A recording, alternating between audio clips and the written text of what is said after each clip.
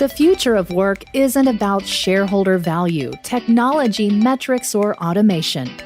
It's about being human and putting people first through actionable love.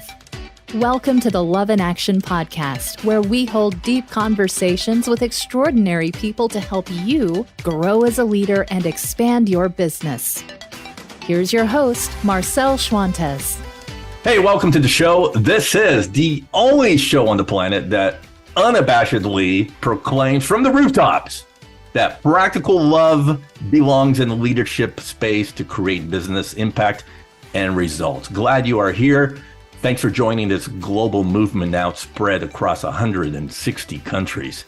So we got a loaded episode for you, okay? Later in the show, I'm going to be speaking with Alex Budak, faculty member at UC Berkeley, and author of the new book, Becoming a Changemaker. But first, I welcome in my co-host, global speaker and coach, and author of 3 books, including his latest, Move the Needle, and also my good friend, Robb Holman. What's up, Robb? Marcel, get ready for some passion, enthusiasm, and a bit of inspiration. No, it's great to be back with you. And we've had a lot going on since we last spoke, so I'm excited about today. How's your Thanksgiving? Oh, man, let's just picture this for a moment, shall we? The Holman home, we were the host home for Thanksgiving. We were eagerly anticipating 20 family members, young to old alike, all excited. But then my mom, my stepdad, my dad, and my stepmom, the 4 of them came down with COVID. And not at our gathering prior, so they couldn't make it. So it was kind of like, didn't feel the same as though if they were around. However, we still maximized the time with the 16 we had, talking about activities, good food, great conversation. We certainly had it, but there was something missing: my parents. Oh man, so sorry to hear that. Yeah, they're doing okay though. They're doing okay. Good. We have a tradition in Thanksgiving is we look around the community, and and our church for those Thanksgiving orphans, the people that don't actually have families to go to, and then we bring them into our family for a meal. And so we had 4 or 5 people that came, the single moms and retired people. They just didn't have a place to go. So yeah, we love that. We just open up our doors for people like that, and just kind of extend the family out, and we have great conversations with people from varied backgrounds when that happens. So it's really, really cool thing to do. Marcel, that is cool. And it speaks to something of like, setting the table. When we set the table, open doors, open hearts. And you and your wife and your family certainly have opened the doors to people that, there might be closed doors otherwise, or no place to go. And I can only imagine not just having a good meal, but their heart being cared for, being present with them. It shouts to them that they matter. Yeah. And if there's one thing that people need in this world, leaders need in this world, any human being needs in this world, it's to know that they matter. That's great. So, Robb, I had in mind bringing into the conversation a leadership topic. And for our listeners, again, we do this to help you grow as a leader. And one of these leadership traits that I had in mind for discussion, we find when it's displayed in full view, it creates uncommon loyalty and trust amongst, peers and coworkers, and it creates great cultures. But it's one of those traits that is seen as a weakness. Okay, so let me set this up like this. We know that leaders need to have confidence, right? We're all attracted to confidence in great leaders. But yet, if you take one wrong turn in displaying confidence, it becomes overconfidence, and then people look at you as arrogant. So here's where the leadership trait I want to talk about enters the picture: humility. Okay, so humility is often misunderstood in the context of leadership, right? But I read a book, the seminal Good to Great by the great Jim Collins, who's done the research on level 5 leadership. And, back in his research when he was writing Good to Great, he basically said that the best leaders direct their ego away from themselves to the larger goal of leading their company to greatness. And these leaders, as Collins determined in his study, they gain an edge through displaying both, he calls it, fierce professional will and extreme humility, personal humility. So quite the paradox, kind of like servant leadership, right? Paradox, right? It's a paradoxical mix that is really hard to find these days. But with Collins' research, he followed around all these companies that people with that mix of fierce professional will and personal humility, they created superb results. So I don't know who it was. Somebody said, I can't remember if it was Rick Warren or John Maxwell, but they said humility is not thinking less of yourself. It's thinking of yourself less. So in essence, humble leaders, they achieve greatness without arrogance, plain and simple. They shift from ego to humility, which can drastically alter the outcome to their advantage.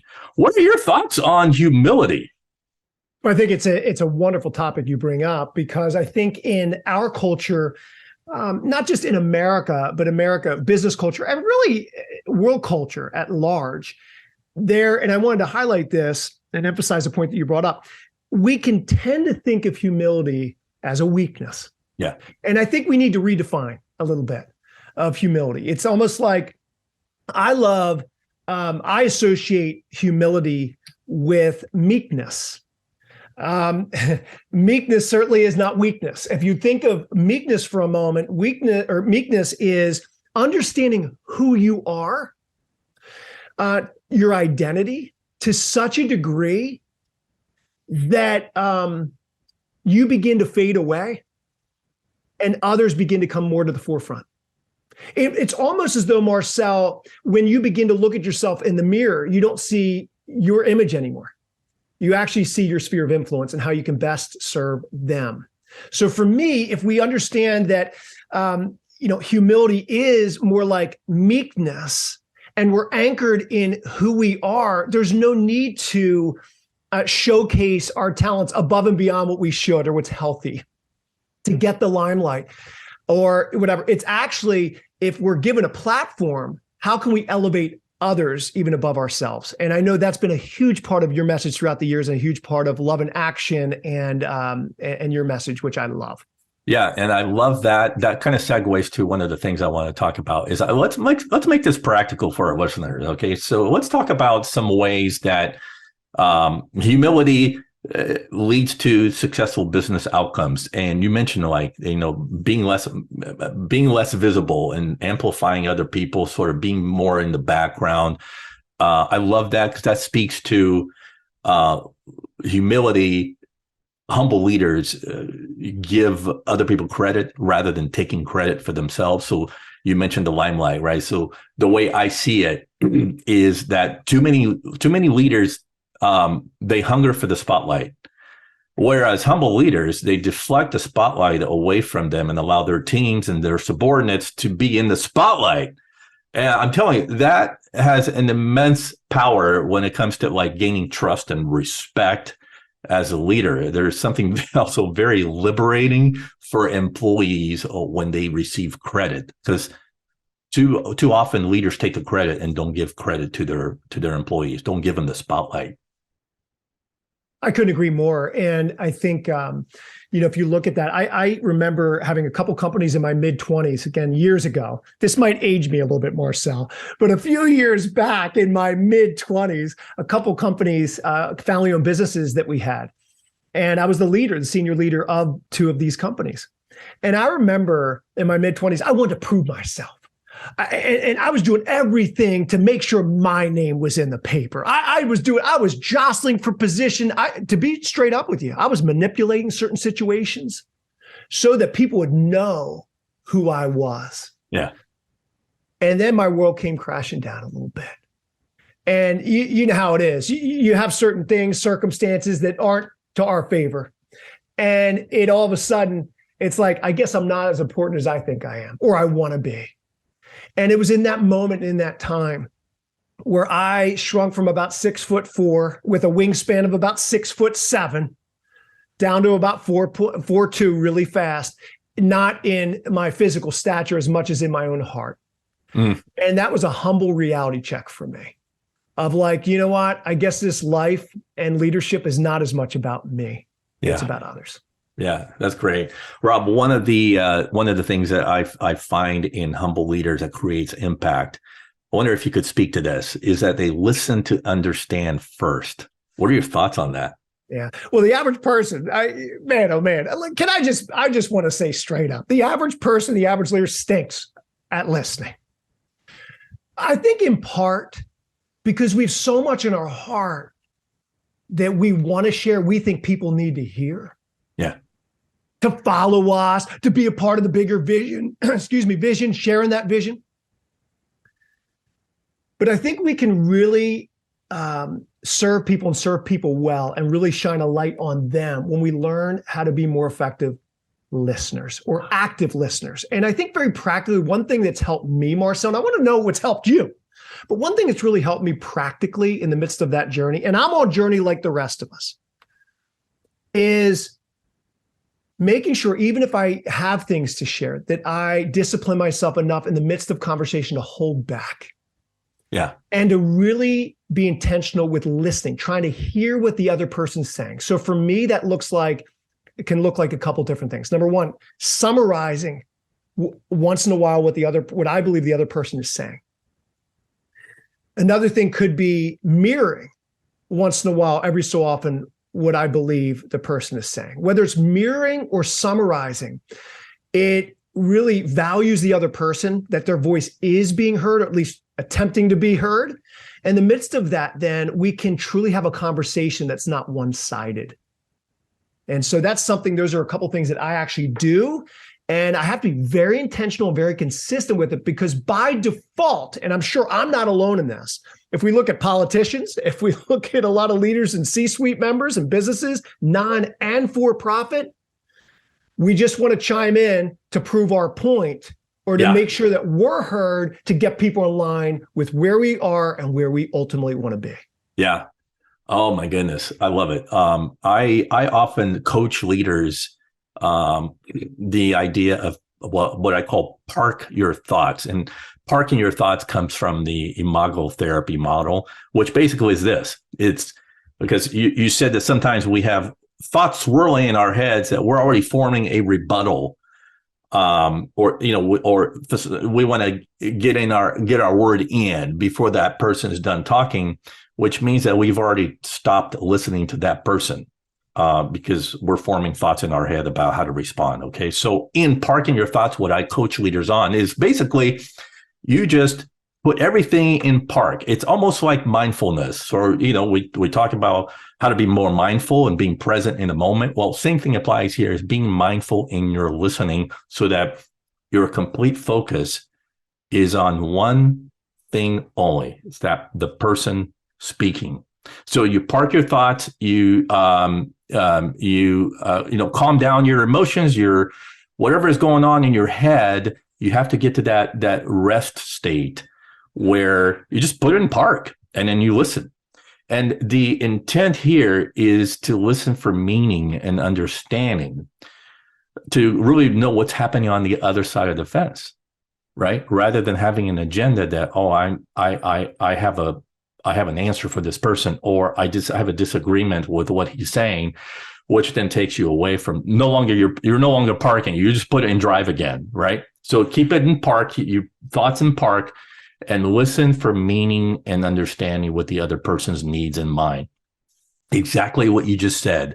It's sort of a servant leader's way of listening, right? The listening has one MO. How can I help this other person? So that's when you elevate listening to a whole new stratosphere. Boy, yeah. I think I'm going to adopt that real quick. I love that framework. I love that methodology there. And two, I want to encourage people, as we've been encouraged in this way too, if we want to see it happen more within our sphere of influence, namely in our place of business, in our professional lives, with leading our team, how about start on the home front?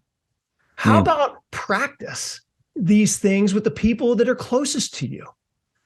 perhaps your partner, your spouse, your children, your nieces and nephews.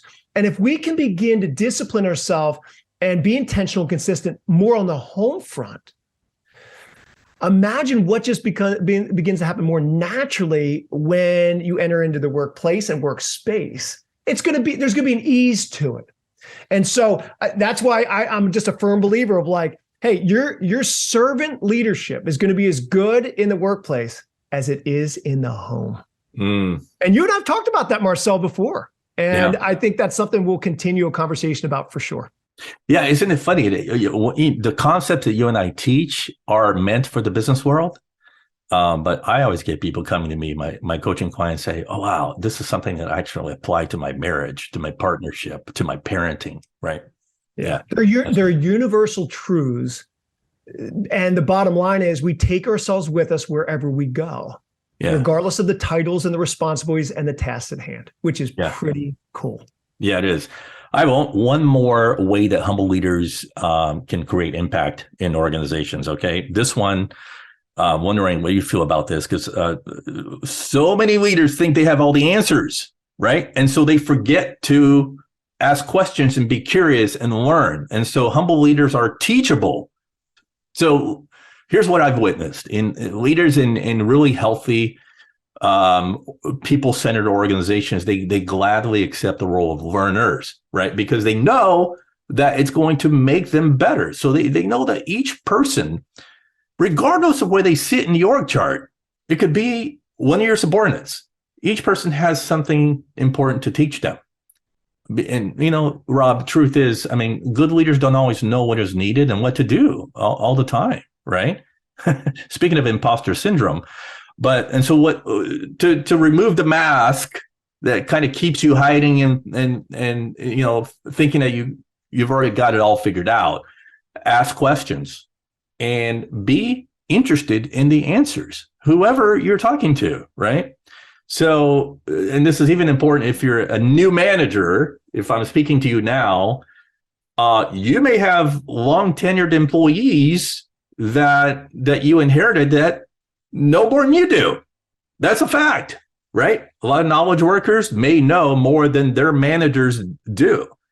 So, as a new manager, it might start with being honest enough to say, hey, help me so I can help you. What do you know here that you can teach me so I can help you become better yourself, right? So that's what I thought humble leaders, what I've seen, and the evidence backs this up, is that humble leaders are teachable. What would it look like if every leader was committed with every one-on-one meeting that they have with a team member, with their posture entering into that one-to-one meeting, not what I can give them, but what can I receive from that team member as it relates to what can I really learn from them today? Yeah. Whether it's about them or it's about their next creative idea.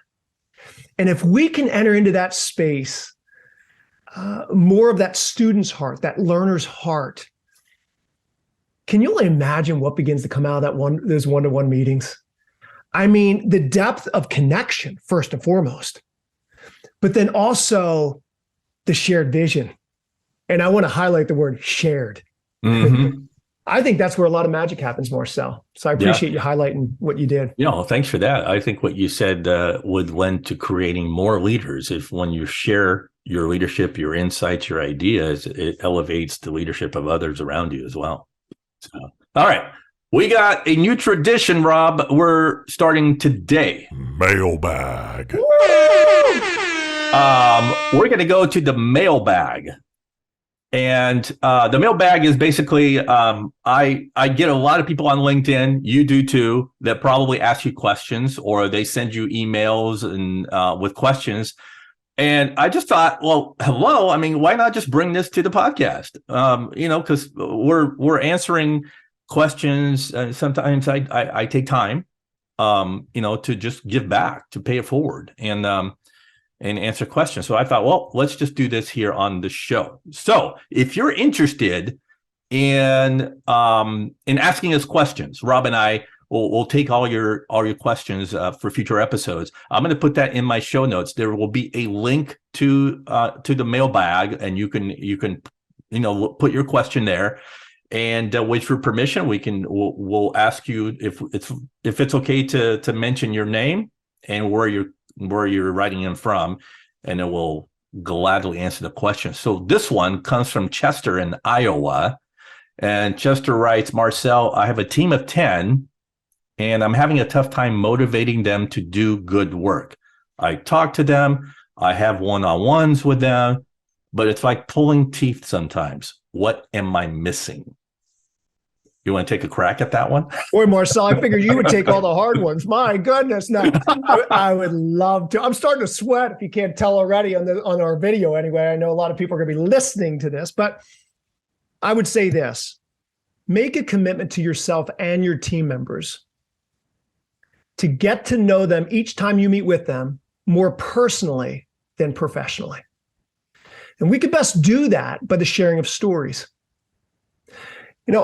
And how I like to characterize that is, what's one life milestone that have helped shape you to become the person you are today? So in other words, you can enter into that personal space. It doesn't have to be weird or awkward, because I know so many leaders, the temptation, and by default, is for us to head into the problem that we're trying to solve together. Is the next creative idea or the project at hand or the goals and the outcomes in the professional world. Yeah.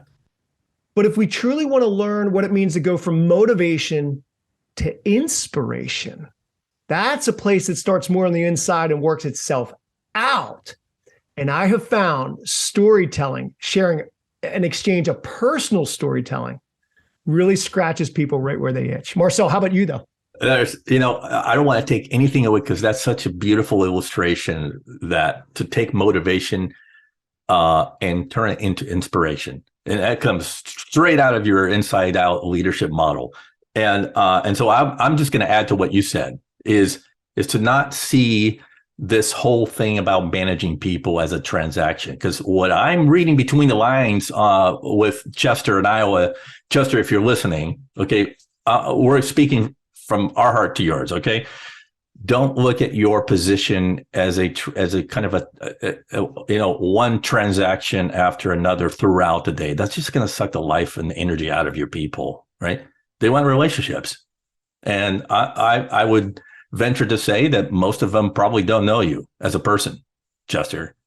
And so speaking to what Robb is saying, how to inspire, storytelling, share your life with them, Chester, and get to know them on a personal level. Don't make managing employees just about a transactional, relationship.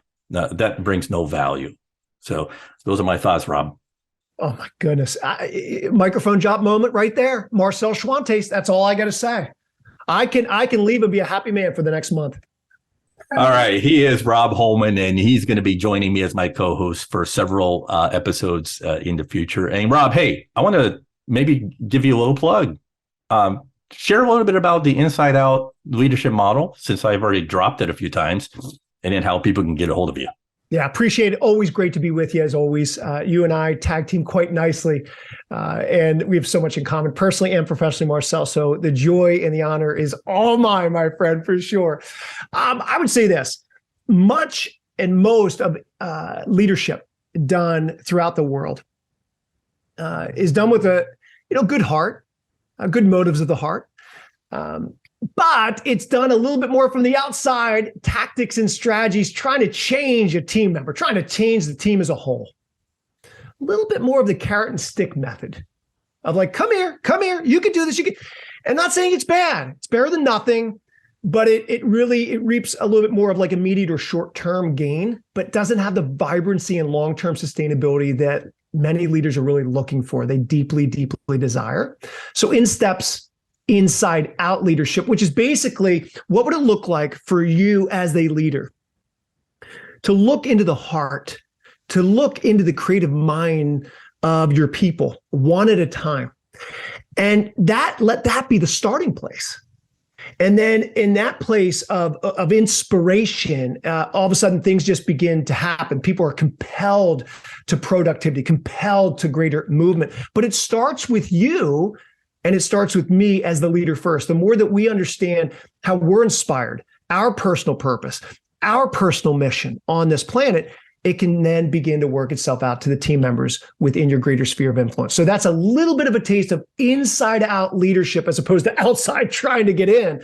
And if people want to find out a little bit more about that and my work, they can just go to my website, which is robbholman.com. I will be speaking with Alex Budak next, right after a quick word. And Robb, I'll see you next time. You bet. Sounds great. See you, Marcel. Hey, leaders and managers, Marcel here. You know, I got this leadership development course out right now, and it's getting fantastic reviews. So I want to tell you a little bit about it because it might be for you. It's called From Boss to Leader, and it teaches emerging leaders and managers those servant leadership skills, the everyday stuff that you need to inspire, engage, and motivate your team for high performance, to get bottom line results. Now, we're not just taking anyone for this course. We want to make sure that you're truly invested in your growth as a servant leader. So if you'd like to explore whether this experience is really for you or your team of managers, visit my website right now, marcelschwantes.com, and click on training. One of the false beliefs that many people have is that they aren't wired to lead. That they don't have the personality type or maybe even, there's this notion that to be in a leadership role, you have to be at the top of your organization, right? That you got to sit up there high in the org chart or maybe have fancy titles with words like chief something or head of something in it. And, same goes for people that aspire to dream of creating positive change in the world, right? We look up to these crazy, successful entrepreneurs and founders of billion-dollar companies, and we think, I can never be them. I'm not smart enough, creative enough. I don't have the funds, the resources. I don't know the right people. So that discourages us from pursuing our passion, our purpose, because, we just don't believe that we can be a change maker. Well, that's just plain false. Anyone can lead and create change in the world. I mean, anyone from wherever you sit in your place of work, in your community, whatever your age, race, socioeconomic status. But it does take effort. And it's also going to take the right mindset and a set of tools and behaviors for you to get there. And that's why I'm thrilled to bring on a show today, Alex Budak, faculty member at UC Berkeley's Haas School of Business. There, Alex created and teaches this amazing course called Becoming a Changemaker. That class has been transforming the lives of his students as they go on to pursue purpose-driven careers. Well, Alex has taken all of his research and case studies and all of his teachings at Berkeley and written a book by the same name, Becoming a Changemaker, an actionable, inclusive guide to leading positive change at any level. This is going to be an inspiring show and one that I believe is going to be full of hope and possibilities for you. We're going to find out how people from all walks of life have led positive change and what changemaker leadership looks like in action. So, folks, we all have the ability to be a changemaker, and we're going to show you how to do it on this episode. So Alex Budak is a social entrepreneur.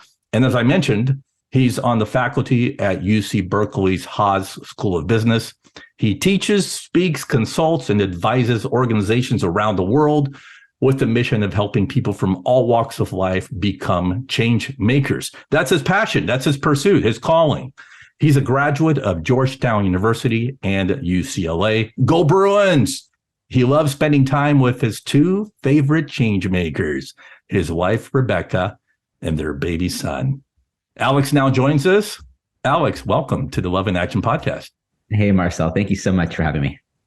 Yeah, this is going to be fun. And I can only imagine how impactful this is going to be because I personally know people that fall short of of pursuing their life's calling because of all those reasons I mentioned in the introduction. So this is going to be very, very inspiring. All right.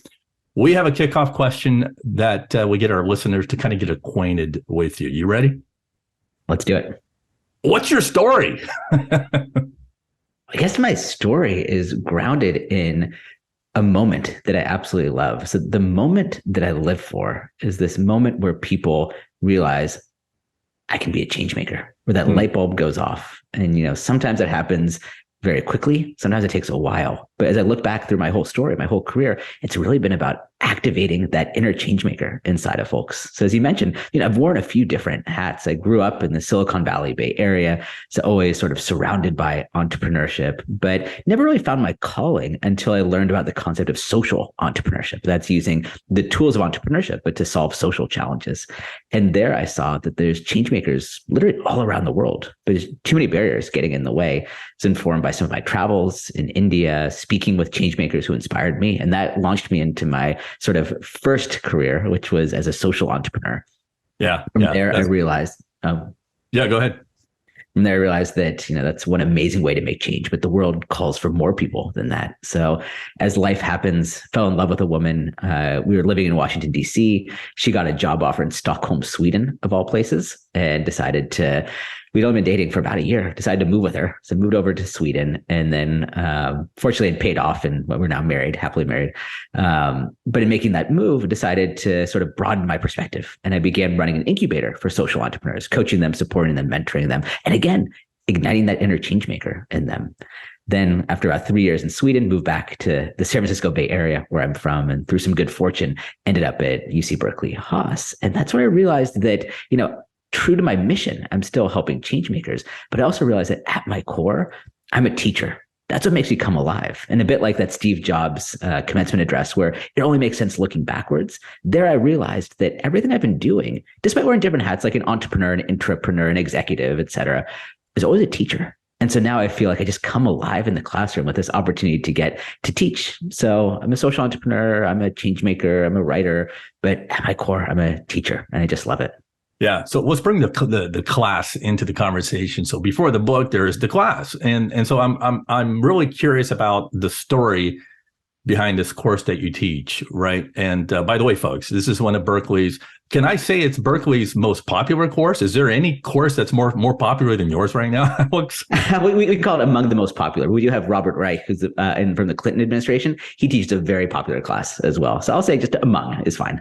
Yeah. I like the fact that, your first day, you're writing the book, you really didn't know what to expect. And you walked into the room and it was like standing room only, like there's kids hanging from the chandeliers kind of thing, So what's the story behind how that course evolved? Well, I think you'll agree that in life and in leadership, there always is a lot of serendipity and a lot of good luck. And a number of things fell into place for me here. So I had initially joined Berkeley Haas to run their leadership center, which was a dream job, I thought, except that the contract ran out. And there I was sort of 3 months left trying to figure out what's next, because that role no longer existed. And so I went in to speak with a guy named Jay Stowski. He's the one that oversees basically all the faculty, all the curriculum at Berkeley Haas. And he's been kind of a mentor to me. So I went to him for advice on, what should I do next? And I think he could tell that my heart wasn't really in it. And I'll always remember what he said. He said, "But Alex, what do you really want to do?" And I said, "Well, what I really want to do is teach." And then, imposter syndrome popped up, and I started making excuses for all the reasons I probably couldn't teach. But to my surprise, he said, "Well, what do you want to teach?" And in that moment, it became crystal clear. I said, "I want to teach becoming a change maker." And he said, "All right, put together a syllabus, show it to me, and we'll go from there." And so I remember shaking his hand, literally leaping out of my seat because I was so thrilled someone else saw this possibility, walked out of his office, closed the door, and immediately pulled out my phone and Googled how to create a syllabus because I had no idea what I was doing. But that started the journey. So about a year or so to make the class. And then, as he said, I walked in on that first day. We often hear what it's like. You probably remember as a student, your first day of class. We don't really hear what it's like for the faculty side. Walking in brand new university, brand new faculty member, brand new class. Because again, most faculty usually inherit a class. They don't create a new class. So I walk into the classroom unsure what to find. And as you mentioned, every seat was filled. The aisles were filled. The windowsills were filled. And it became so clear to me that this was my opportunity. This was the moment that people were hungry to become change makers. And this was my chance to now serve them.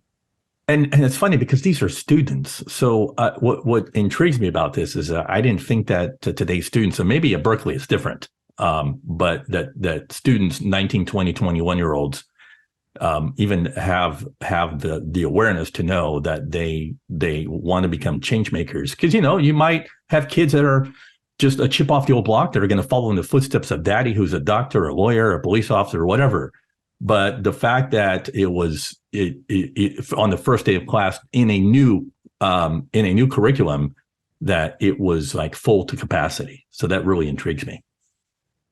It was super moving to see it. And while, Berkeley is special, I don't think that it's unique to Berkeley. I think that there's something among Gen Z and among others, this idea that we want our lives to be about something more. There's a role for making a paycheck, and that matters.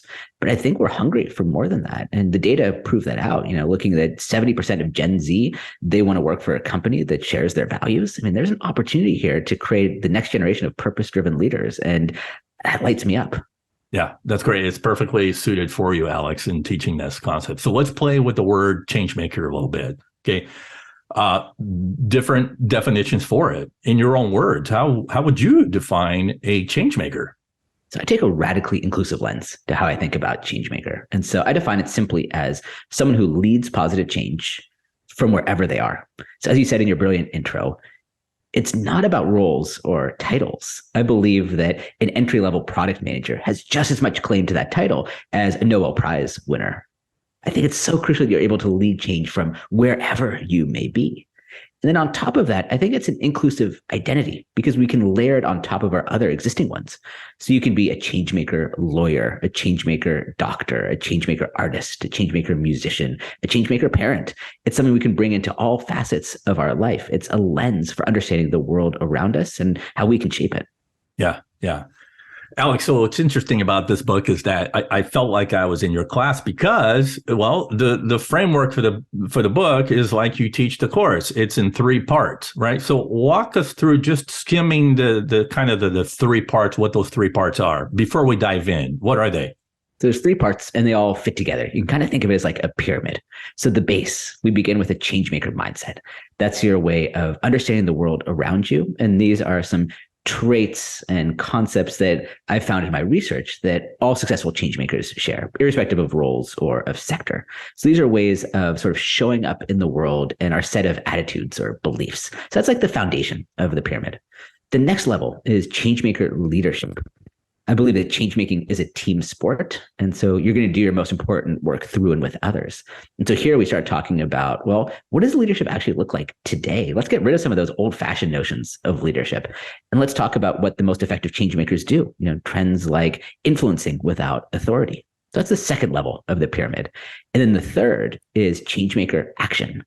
And that's where the first 2 fit together. And we say, okay, how do you take those crucial but often scary first steps? How do you turn ideas into action? And how do you bring others along with you on the way? And so they all fit together, mindset, leadership, action, to give you the toolkit you need to go lead positive change. Yeah, that's great. So folks, I'm telling you right now that I know that, this might be information for you, but don't treat it as such because we have an educator here from one of the top schools in the country, if not the world. So treat what we're going to do for the next several minutes as a way to really transform yourselves and become a change maker. And so it all starts with the changemaker mindset. So Alex, what is the changemaker mindset? I mean, can anybody achieve this mindset? Yeah, absolutely. And the data bears it out. So hopefully some of your listeners are excited about this and you say, yeah, maybe I'm starting to see myself as a change maker. But you may also have some people here, fair enough, that are hearing this and going, Alex, sounds nice, but sounds kind of fuzzy. Well, I get it. So I come from a university grounded in empirical research and data. So I've created something called the Changemaker Index. It's the first ever longitudinal study looking at how changemakers develop over time. And by the way, if your listeners want to take the index for themselves, you can go to changemakerbook.com/index and you can take the survey and sort of see what your greatest strength as a changemaker is. Perfect. But I went into it just with curiosity, just trying to answer the question, can people develop as changemakers? And I'm happy to say that the answer is exceedingly clear. Absolutely, yes. But then we can also start picking apart some of the data. to understand, well, what are the things that the most effective change makers do? And so it's grounded in some actual data. So we've got the data side of things. But maybe to answer your question, I know you also like to bring in sort of art and music and poetry. So let me bring some poetry.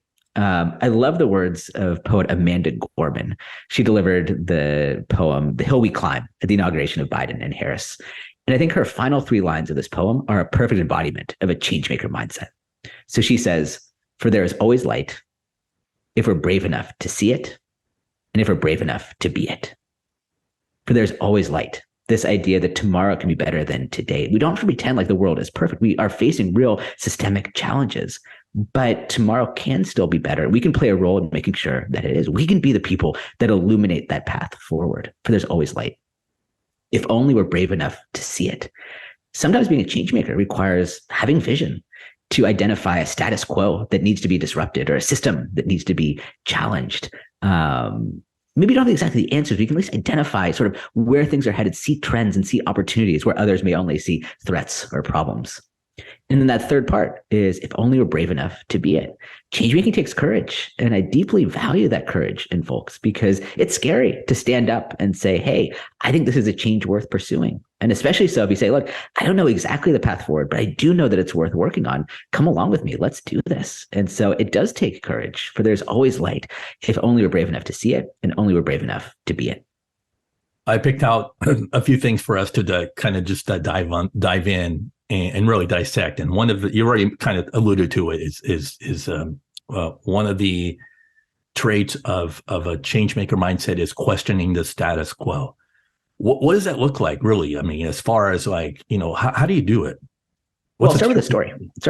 So in the book, I tell the story of Lila Oldren, who is someone whom you probably don't know, but you no doubt benefit from her insights. So this is back in the 1970s. She was working for the Swedish telecommunications agency, and they're trying to come up with the very first mobile phone. And at that time, it was actually a car phone, basically a phone in a car. And they were taking the existing paradigm, so the way that a phone works in your house or your office, and trying to translate that to the car, to a moving car. And what they found is that they kept running into the same issue again and again, that you would try to dial the numbers, but then as your car is moving, you're hitting shadows, you're hitting trees, you're hitting tunnels, and the call keeps dropping. They can't get the number to the signal on time. It keeps dropping. And the team started thinking, well, maybe this whole mobile telephony thing just isn't possible, which sounds crazy now, but like that's where they were. But Lila saw things a little bit differently. By the way, she brought in a unique perspective, only woman on an all-men team, but brought in her unique perspective. And she questioned the status quo. She said, look, we're trying to recreate exactly the same process we have in our homes in a car. Why are we doing that? We should think things differently. We should dial up our curiosity. So whereas in a phone at home where you're static, you dial the numbers and then they get sent off. In a car, it doesn't work that way. But she realized that technology was just at the place where the transistors were just strong enough that you could store a few numbers at a time. So what they did is instead of sending one number off each time it was dialed, instead you would dial the 7, 8, 10, 12 numbers. It would be stored locally. And then once those numbers were there, then boom, it would send it to the radio tower. Again, it sounds like a simple insight now, looking back 50 years later. But at the time, revolutionary, all because she was willing to shift that paradigm. Everyone was thinking one way, but she was willing to see things a slightly different way. That became the breakthrough that then led to our telephones today. Yeah. And that's great. That's a great example. And I think that one of the key features of doing that, of questioning the status quo, is courage. And believing, and here we're going right back to mindset. That's why we're doing this mindset thing, is having to believe that something is not what it actually is. Because sometimes we hang on to belief systems that are totally obsolete by now, right? The world is keep changing and evolving, and we're still hanging on to these the mindset of 30, 40, 50 years ago, like you mentioned. 100%. And the social science, the data bears that out. So there's something you may have heard of called the status quo bias that was developed by behavioral economists Samuelson and Zeckhauser, which basically proves that, which is that we tend to overvalue what we already have. Even when we're presented with an alternative that's empirically better, we tend to sort of say, well, I've got this thing already. I think it's probably fine. So we as change makers need to overcome both our own status quo bias, but also if we're going to be trying to advocate for change, we can recognize that it's going to be hard because most people are hardwired to kind of maintain the status quo, to keep things the way they are. Yeah. A couple of weeks ago, I had Seth Goldenberg, author of Radical Curiosity, on the show. And he's talking about curiosity is becoming extinct. We're not asking the right questions to, what, like you said, to challenge around the status quo and ours and others, right? So talk a little bit about the role that curiosity plays in questioning the status quo. Well, I take a vantage point now as a dad, as you mentioned. So I've got a wonderful 2-year-old, and I think it's wonderful to look at the world through the eyes of a 2-year-old and see that sheer curiosity that they have as they try to build these mental models and try to understand the world around them. To try to understand, in my case, a cow is different from a dog. They're both animals, but they're not dogs, right? These the wonderful curiosity questions as you explore the world around you. And I think that as we become more mature, become adults, we kind of lose sense of that childlike wonder. But it's actually a beautiful thing to be asking those questions about the world. When I was advising social entrepreneurs, I used to have a practice, which was asking the question why a lot. My entrepreneurs often hated it. But the point is, you help get to the deep root causes of what you're working on. It's so easy for us to say at a surface level. So someone might say, look, I'm working on an after-school tutoring program. And I'd say, why? They go, well, kind of frustrated. Why would anyone question that? Well, because, I believe in educational equality. And say, well, why does that matter? And you're going deeper and deeper and deeper. And you get to the core of what you're actually doing. So asking why, being curious, then opens up these new avenues. Think about Lila Olgren. If she had just accepted the status quo and said, that's the way that things are, maybe just a mobile phone isn't possible. And that would have been a perfectly reasonable assumption based on the data. But she was willing to sort of dial up that curiosity, to think about things in a new way and to build some new mental models. Yeah, I love that. So curiosity. And then you also talked about another mindset trait being confidence without attitude. And I love that you bring in humility as one of the traits of doing that. So talk a little bit about how does humility play a role in having a changemaker mindset? Oh, humility is one of my favorite things to teach, especially when I teach executive audiences at Berkeley, because of course we're kind of skeptical that humility actually matters. But the way I like to think about it is that as changemakers, we need to hold multiple polarities at the same time. So I try to make the case in that chapter that we need to be confident and humble. We need to have the confidence to stand up and say, look, I've got an idea. It's worth following. It's worth pursuing. But also the humility that makes people want to be part of your team, to admit our own mistakes, our own failability, and be inclusive so others come along with you. But I think the mistake that a lot of leaders make is they try to be just a little bit confident and a little bit humble. But that leads us into this kind of messy middle ground where honestly, you're sort of neither. Instead, I think changemakers are able to do both, to be confident and at the same time humble. In the book, I tell the story of Gwen-Yu Wang, who's a terrific changemaker. She's the founder and at the time CEO of a company called Tribeless. And they have games and other opportunities to teach people about emotional intelligence. So from the outside looking in, you would say Gwen was on top of the world. She was on magazine covers. Her company's revenue was taking off. But internally, she had this feeling that things just weren't quite right. The company had grown rapidly. And she started looking around and she started realizing that she was no longer the leader that her company needed. She's kind of the visionary. She's the product person, but the company really needed someone who was an operations finance person. Now, most CEOs, I think, would just stick it out and say, look, I'm already the CEO. I'll figure it out. I'm the CEO. But she saw things a little bit differently. She realized that not only was she not going at her full potential, she wasn't serving the team in the best possible way. And so she made the decision, and she tells me it was a hard decision. It took months of conversations, but she decided to step back. She stepped back from the CEO role. She still stayed on the team. She took on the chief product officer role. Her co-founder stepped up to the CEO role. And in telling that story, I love it because it's both. She had the confidence to found this company and actually the confidence to decide that she was no longer the right person to take this really hard decision, but also the humility to be in it for more than just herself, to say that this isn't about me as a leader and keeping that CEO title. It's about what's best for my company, for my organization, for my team. And as it turns out, that perfect combination of confidence and humility came in into effect at perfect timing, because she stepped back in early 2020, just as the world was shifting due to COVID, and they needed to, on a dime, shift to a virtual distribution. And there she was well suited to then be in her product officer role to change and to lead those changes forward. So I think we as change makers should balance both. It's not a little confident and a little humble. It's both and. It's confident and humble at the same time. And I think that's a great segue for another mindset trait. And by the way, this one, I think, Alex, is going to knock out a lot of people because they might want to become change makers for the wrong reasons. And that is to go beyond yourself. So in essence, this is being able to serve, you mentioned it, so serve others. It's servant leadership, right? One of my favorite topics. So what would be a good example of that? Mine too. And I think, going back to the classic Robert Greenleaf piece where he kind of introduced the concept of servant leadership, he says the first defining factor is someone decides to serve first. You choose to serve as opposed to choosing to lead. And I think that's the mindset we need as change makers, is not to say, well, I want to go be a CEO, I want to go be a leader, but rather I want to find a meaningful problem and I want to serve that community, whether it's your team or an organization or a community, and say, hey, how could I be of help to you? And here I think of an example from the world of politics. This is Emily Cherniak, and she's the founder of an organization called New Politics. Now, if you were to look at a place, and this is not unique to just the US, but look at politics, I think you'd see many people who are not, let's say, not servant leaders, who are seem to be ultimately in it for themselves, for their ego, for their own status, and so on. Cherniak sees things a little bit differently.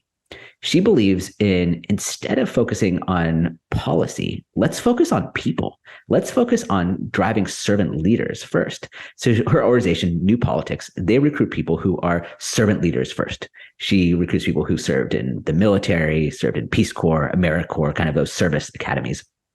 And they find people who are humbly and truly servant leaders. And then they train them in the tools of politics and policy. It's a nonprofit, bipartisan, apolitical organization, other than they believe that our political institutions need more servant leaders. And they have an amazing track record because they're choosing people who ultimately get into this work because they want to help and serve others. And they figure out the politics on top of that rather than the other way around. Right. Which is to look for career politicians who serve the special interest groups and when they're really not serving the people. So I love that. Okay, another mindset trait is one that we really don't want to experience. But science says that, when it happens, it's meaningful and a catalyst for change. And that is failure, right? Nobody likes to fail, but you even inspire your own students to fail on purpose. Talk through that one. Well, my students are probably like a lot of your listeners that, high achievers, and we get a lot of our, quote, success by doing things the right way. And so I try to shift this paradigm. And so we spend an entire lecture during the semester talking about the importance of failure. And so we do some case studies, we look at some research, some frameworks, and then towards the end of class, I put up a slide which just has 2 words. It simply says, go fail. And students kind of look around like, what's going on? I put up the next slide and says, okay, you have 15 minutes. You have to go leave the classroom and you can't come back until you've been rejected. You have to ask for something and get someone to tell you no before you can come back. And I see my students kind of look around at each other nervously. Yeah. Some of them tell me later that their hearts start beating faster because this idea of going out and failing on purpose is so scary to them. But, it's for a class. And they're good students. And so they nervously shuffle out of the classroom. I tell them, I'll be at the front of the classroom. I'll mentor you. I'll coach you if you need some advice here. But yeah, I'm serious. 15 minutes, go out and fail.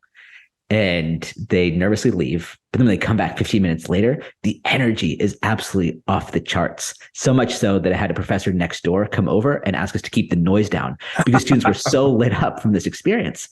And we find that one of 2 things happens for students. For about 1/3 of students, they put themselves out there. They ask for something. They're sure they'll get rejected. And they get a yes. I think about one woman who went to the cafe and she said, hi, can I have a free orange juice? And to her shock, the barista said, yeah, okay. And then she sort of starts worrying herself like, wait, I'm supposed to be rejected. Okay, can I have 2? I said, yeah, okay. 3? Unfortunately, he cut her off there. But she came back to the classroom with 2 orange juices. And we learn from stories like this that so often our first failure is that we don't even ask in the first place. We're so sure we'll be rejected that we don't actually ask for something that we may want. And that's a failure in and of itself. And then for the other, about 2/3 of students, they do get that rejection. They ask for something crazy. They get a no, but they come back. And rather than feeling defeated, they actually feel a boost of self-confidence. They're kind of proud of themselves for putting themselves out there. They realize that failure isn't fatal, that no one laughed at them. And they also feel like, well, hey, if I could ask for something silly like that, then imagine what I could do when I ask for something that I truly and deeply believe in. It reminds us of something called the failure paradox, which is that when we look at people whom we would deem successful on the outside, we often think, oh, wow, they've just succeeded a lot in life. But the data show that actually those who succeed the most also fail the most. That sometimes it's not about one stroke of genius, but rather having that willingness to keep go again and again and again, to persist in spite of failures and keep giving it a shot. Yeah, interesting that I think there's research by Wayne Baker. He came on a show a while back that talks about how we fear failure, therefore we don't make the ask. And according to the data, more people are actually willing to give or offer help if you only make the ask, but we don't make the ask because we fear of failure. So there's a catch-22 there in our minds that keeps us from doing that, keeps us stuck is what it is. It's exactly right. And that's one of the really cool insights students see is that they realize, oh, actually people really want to help me if I can. I think about, it was a rainy day and one student went up to another student who had an umbrella and said, hey, my next class is about 15 minutes across campus. Would you be willing to walk me over to class so I don't get wet? And the student said, yeah. That student was willing to walk 30 minutes out of his way to make sure that this other student stayed dry, a complete stranger.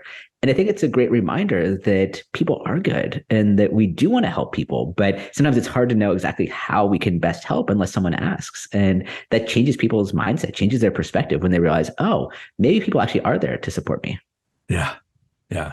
All right. So once we acquire the mindset that we need, we then transition to the Changemaker Leadership. But before I make this transition, is there any mindset trait that you feel our listeners need to know that we didn't cover? No, I think that was great. I think we covered a nice selection of them, giving them plenty to think about. Thanks. All right. Awesome. And you can always get the book to get the full spectrum of the mindset traits. So now we got the mindset kind of part down a little bit. We need to lead like a change maker. So what would be a good starting point here? Well, I'll start our conversation the same way I start the Changemaker Leadership portion of the book in my class. So I had the great privilege to run this leadership center at UC Berkeley. And that meant that part of my job was to reach out and talk with leaders whom I admire. And honestly, these are people that never would have ever emailed me back, except that I could say, hey, I'm based on a leadership center. Would you like to talk to me? And so I took advantage of that, the failure paradox, putting myself out there, and got to have these coffees with people whom I deeply, deeply admire. And in these conversations, I got to ask them, a bit like you get to do with this podcast, questions about how do they develop their own leadership style. And what I found is that the most common answer, probably 65%, was that they had experienced bad leadership themselves, and they made a conscious decision to do something differently. And I love that way of thinking because so many of us do experience bad leadership. Think about whether that's a bad boss you've had, a bad peer you've had, bad relationships. And there's, I think, often this thing that's like, well, I'll just replicate it. That's just how leadership is. But no, these are wonderful leaders who consciously decided to do things differently. So I began our Changemaker Leadership module in class by getting students into groups, and they get to reflect on all the bad leadership that they've ever experienced and try to pull out those traits. Is it arrogance, entitlement, ego, whatever that is. And then we see who can get the most. And normally the winning group has about 15 to 20 different traits. I have them then read off those traits to the class, and then we snap along if we've experienced that ourselves. It turns into like the world's worst beatbox poem because it's like arrogant, snap, entitled, snap. But we see that like we experience so much as bad leadership. And so I begin by saying, look, we've all experienced bad leadership. We know what bad leadership feels like. Let's make the conscious decision here to do things differently, to say, I'm going to be a different type of leader. I'm going to be a changemaker leader. Yeah. Yeah. So it's basically reinventing leadership is what you're going through that thought experiment. So as you reinvent leadership, one of the things that you talked about is that a lot of people, they wait for permission, and you're flipping the script. You're saying, no, you have to lead without waiting for permission, right? So that's right. And that's built on Yeah. Some of the terrific work done by Hermione Ibarra at University College of London, her terrific book, Act Like a Leader, Think Like a Leader, where she says the paradigm we have is backwards. That we so often think that we need to like sit in a room by ourselves, read a bunch of leadership books, decide this is the leadership style that I'll have, and then go try it. But she says, no, we need to have a bias towards action. We need to start like stepping up and doing stuff. And then of course, be open to feedback, be open to iterating, but have that bias to actually starting, that there's no replacement for actually doing the work, for giving yourself permission to step up and to start leading. Yeah. And then the other one is leading with your ears. This is so powerful to me because not enough people actually think of active listening as a way to create change and action and move things forward. But you're saying basically that change making leaders have to listen, but also they have to know what insightful and clarifying questions to ask in the listening, right? And so walk us through some examples. What does that look like? Well, that's exactly right. And this really emerged as I began teaching MBAs and executives. So people with a bit more work experience, people that are kind of on that fast track in their career. And I was working with a number of folks who had been promoted in their organization, but they often get promoted based off of their skills as an individual contributor. So, here in the Silicon Valley, a lot of people who are great coders, and they do really good code, and they find themselves, okay, you're a great coder, so therefore you're managing a team of 5 people. And they're like, well, I don't actually know how to manage. I don't know how to lead. I'm just a coder. And they come to me often stressed because they like, look, I have to figure out all these things. I'm now managing, I don't know, the HR function. How do I know how HR even works? And I tell them, well, you have 2 choices. Either you can go become an expert in all these things, right? So go figure out how HR works, how finance works, how operation works, and so on. Or you could learn to ask really good questions, to listen more than you talk. And as you lead folks, as you manage folks, ask those powerful questions, ask the catalytic questions that open up new perspectives for them. But also you're uniquely suited as a leader to help see connections, to help people see, well, this person's working on this. How does your work connect to that? Or how might there be synergies here? This goes back to the idea of curiosity in some ways, but, asking powerful questions. Journalist Kate Murray says that everyone is interesting if you ask the right questions. If someone seems boring or dull, that's on you. And I love that as a challenge to say, how can I bring the best out of people through asking really powerful questions? Yeah. A couple of things that stick out for me in this little discussion. But folks, there's a lot more ways that you lead as a change maker that we could extend this conversation, but for the sake of time, stop waiting for permission to lead. So give yourself permission to lead, right? And then if you feel pressure that you have to have all the answers, because you're getting bombarded with, hey, how do we do this? And what's the way forward, et cetera. Focus on asking really great questions and just be insightful. I mean, you call it what's the word? Catalytic questions, right? Is there, before we transition to now action, is there any part of leading like a change maker that we should cover? I'll touch briefly on something that I call micro leadership, which is, again, going into that idea of giving yourself permission. That, as you mentioned in your intro, I think we so often look at these like courageous, heroic leaders, and we say, well, if that's what leadership is, and I'm not naturally as charismatic or extroverted, does that mean I can't be a leader? But I think, no, absolutely not. I think that there's an opportunity for us to shift from thinking about leadership as a title to leadership as an act. And so micro leadership, a new idea I put forward in the book, breaks leadership down into its smallest, most meaningful unit, which is simply a leadership moment. And if you think about it, these moments appear before us dozens of times per day. It might be in a meeting where everyone else is saying no, that you find the courage to say yes. Or maybe it's seeing that one of your colleagues hasn't really spoken up in a meeting, and you say, hey, no pressure, no obligation, but haven't heard much from you. Would you like to share your perspective? And the world looks so different when, instead of waiting for permission from others to say, okay, you're officially a leader now, instead you seize those leadership moments yourself. What we found is magical about micro leadership is that you'll never go too far by seizing these individual micro leadership moments. It's rooted in servant leadership, little ways of stepping up and serving others. But then when you look back and you go, hey, well, this week I did 15, 20 acts of micro leadership, you sort of realize, actually I'm becoming a leader here. And that's a really powerful reframe for people. Yeah. All right. So the guide so far, we have a guide that gives you sort of a roadmap for your mindset. You need first, that's like you said, it's the bottom of the pyramid, right? We need a foundation. That's mindset. And then we need to know how to lead like a change maker. But to have real impact in the world, we need action. So that's the last part that you teach, and the last part of the book as well. So what would be a good starting point with the action piece?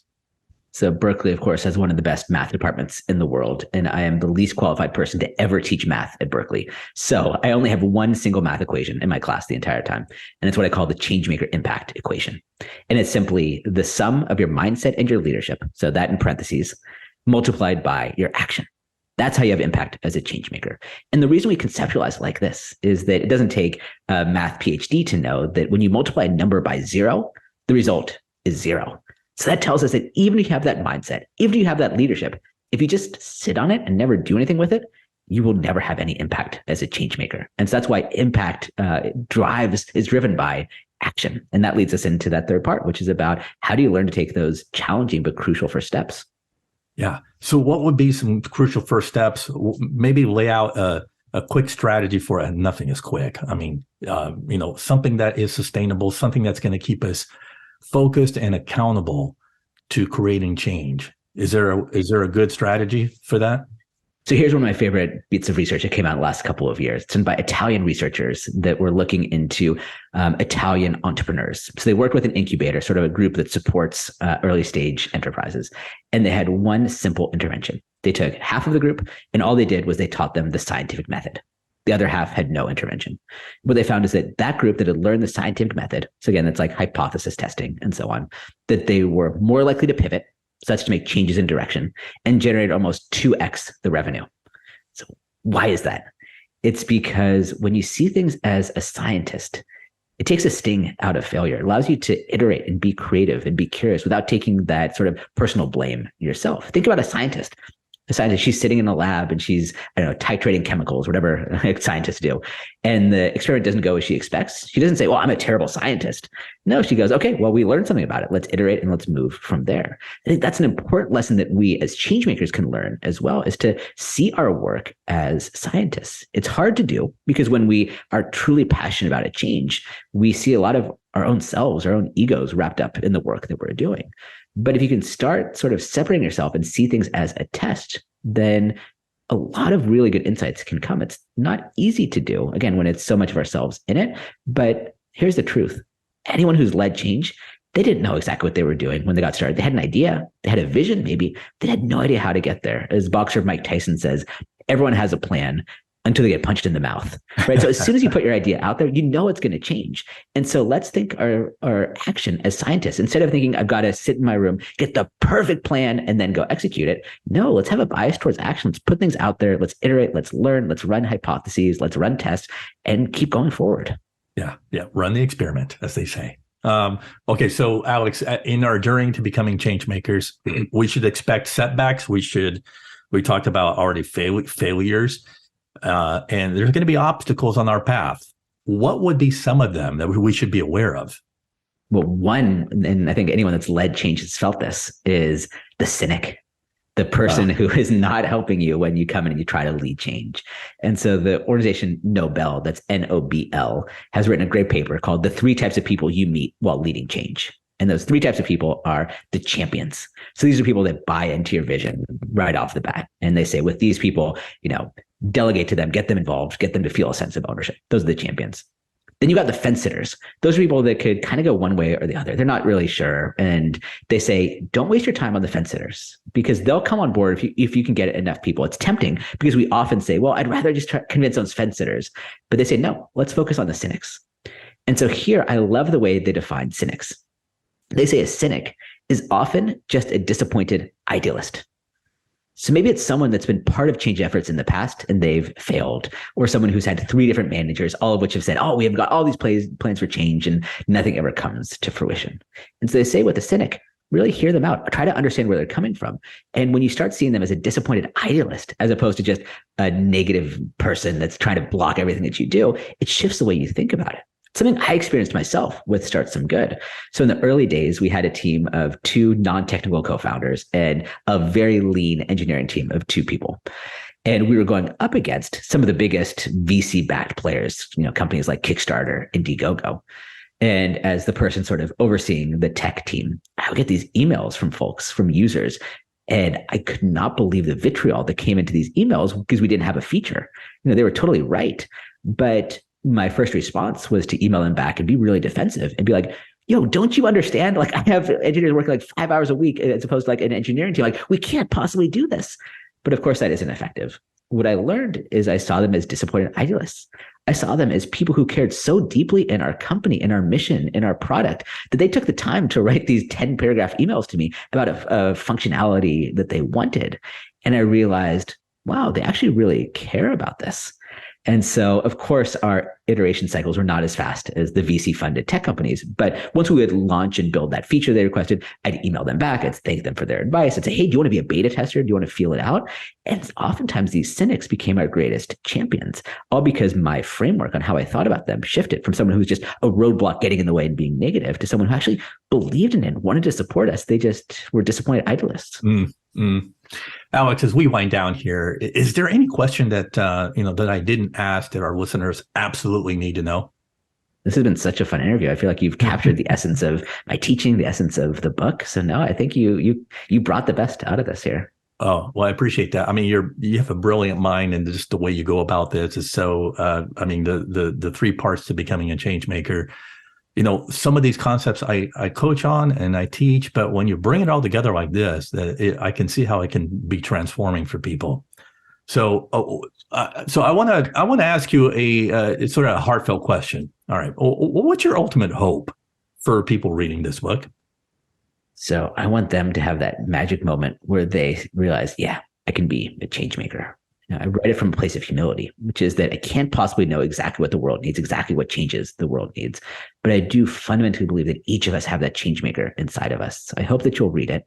I hope that you'll feel, first of all, you'll see a bit of yourself in there. There's 50 different case studies. So not every story will resonate with you, but I hope you'll see a bit of yourself in at least one of the characters. And you'll see, well, if they can do it, I can do it. And that you'll give yourself that permission to step up and lead change because our companies, our communities, and our world need you. Yeah. Well, we talked a lot about servant leadership, probably not long enough on that topic as we are both passionate about it. But we have tradition here on the show where we bring in the love leadership question. So the idea here is to bring out something that is going to inspire people to lead through practical love and care. And love is a very squishy word. So in this sense, it's a verb, not a feeling or an emotion. So in your own words, Alex, how do we lead with love as leaders day in and day out? So for me, it begins with empathy. That I think you've got to put yourself in someone else's shoes and understand where they're coming from. It's so easy, especially in our sort of digital hybrid remote work, to just sort of see people as their 2D representation on Zoom. But I think to really lead with love is getting to know them as people, getting to understand where they're coming from. Who's their family? Who do they care about? How do they spend their time? What drives them? What motivates them? What are they scared of? And investing that time, seeing someone as a full person, which I think empathy is a key to unlocking that then gives us the ability to lead with love. I love it. All right. We bring it home with 2 questions, as we do with every guest. Personally, what is really tugging at your heart right now that you'd like us to know? For me, it's that we're facing such deep systemic and challenging problems in communities, at the nation level, even at the world level, things like the climate catastrophe. And what worries me is that these are problems that will not be solved by any one person, any one single approach. And I see our ability as people, as communities to collaborate is getting worse and worse and worse. So at this moment where we need to be collaborating, to be working together, to be trusting each other more than ever, I see that starting to fray. And that's something that scares me quite a bit. Yeah, well, that makes 2 of us, Alex. So finally, our guests close us out with a key takeaway from our discussion or a closing remark to keep us inspired. Well, I'll end this conversation the same way I end my class at UC Berkeley. The final slide I put up is the world has never been more ready for you. And that's my fundamental belief, is that there's never been a better or more important time than right now to lead positive change. You may be listening to this and you may feel inspired, but don't know exactly what it is. That's okay. You may see the world and feel frustrated. That's okay. But what we do need you is to step up, to choose in this moment to be a change maker, to give yourself that permission to say, yes, I can make a difference and to go do something about this. I'm not saying it's easy, but I will tell you there's never been a better or more important time than right now. And the world is ready for you. And I can't wait to see what you do next. So inspiring, man. Alex, send our listeners to a few places that you would like for them to connect with you, maybe your website or LinkedIn. You would love to connect on LinkedIn. That's the main social network that I use. So find myself under Alex Budak on LinkedIn. Let's connect there. I share lots of changemaker ideas, resources, and concepts there. And then if you're curious to check out the book, changemakerbook.com. And it's, of course, available on Amazon, Barnes & Noble, and local retailers as well. It's been an amazing conversation. And I want to thank you for guiding us on this journey of becoming a change maker. And we're all much better for it, Alex. Thanks for joining us today. I had such a good time, Marcel. Thanks for having me. Keep the conversation going on social media with hashtag Love in Action Podcast. And also look for my show notes on my website, marcelschwantes.com. I'm going to leave all of Alex's info there, his websites, LinkedIn, and all that. And you can also find our YouTube video to this conversation there as well. And finally, if you'd like to sponsor the show to help spread the Love in Action movement globally, again, you can reach me on my website or find me on LinkedIn. Thank you for listening to the Love in Action podcast. If you enjoyed today's episode, please share it, subscribe, and leave us a review. Until next time, don't forget, the future of leadership is love in action. Believe it, practice it, and watch your business grow.